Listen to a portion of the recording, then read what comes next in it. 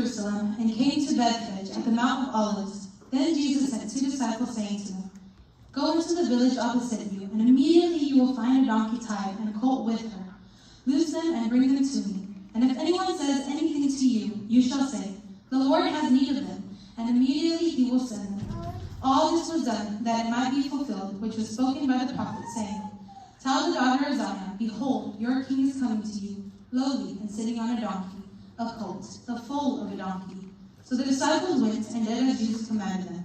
They brought the donkey and the colt, laid their clothes on them, and set him on them. And a very great multitude spread their clothes on the road.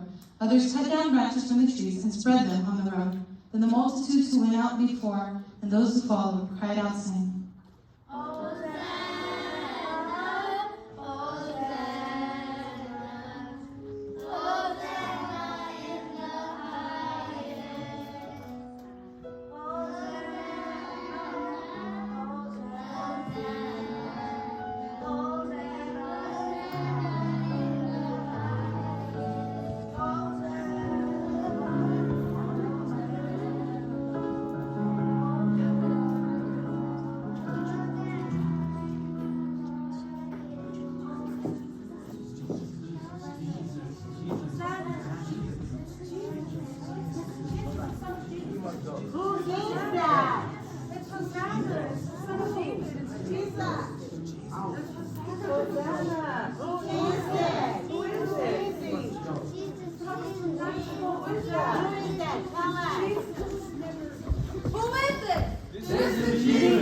Prophet of Nazareth of Galilee. Hosanna!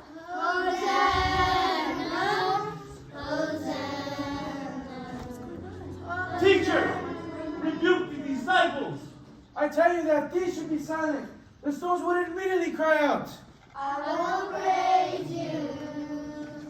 I will praise you. I won't let the stones cry.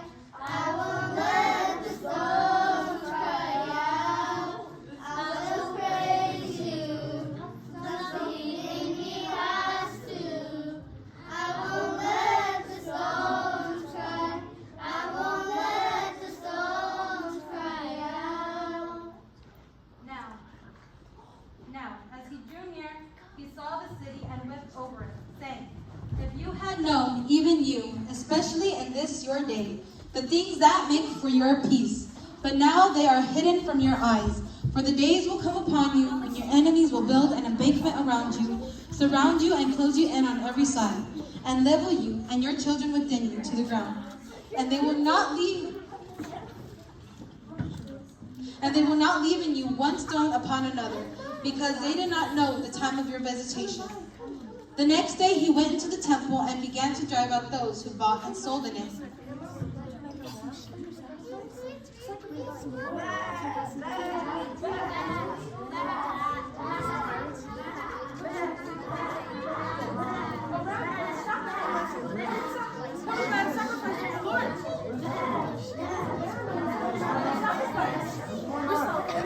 What is this? What is happening? What's going on here?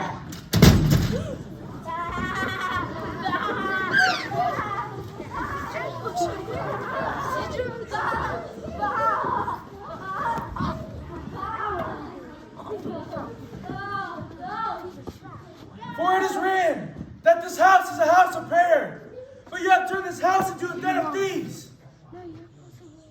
And he was teaching daily in the temple. But the chief priests, the scribes, and the leaders of the people sought to destroy him. And they were unable to do anything, for all the people were very attentive to hear him. Then came the day of unleavened bread, when the Passover must be killed. And he sent Peter and John, saying, Prepare the Passover, so that we may eat. Go and prepare the Passover, so that we may eat. What do you want us to prepare? And he said to them, "Behold, when you have entered the city, a man will meet you carrying a pitcher of water. Follow him into the house which he enters. Then you shall say to the master of the house, 'The teacher says to you, where is the guest room where I may eat the Passover with my disciples?' Then he will show you a large furnished upper room. There make ready." So they went and found it just as he had said to them. And they prepared the Passover. When the hour had come, he sat down, and the 12 apostles with him. Then he said to them, "With fervent desire I have desired to eat this Passover with you."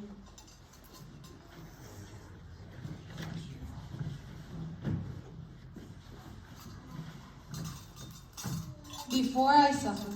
For I say to you, I will no longer eat of it until it is fulfilled in the kingdom of God. Then he took the cup and gave thanks and said, "Take this and divide it among yourselves. For I say to you, I will not drink of the fruit of the vine until the kingdom of God comes." And he took bread, gave thanks, and broke it, and gave it to them, saying, "This is my body, which is given for you. Do this in remembrance of me."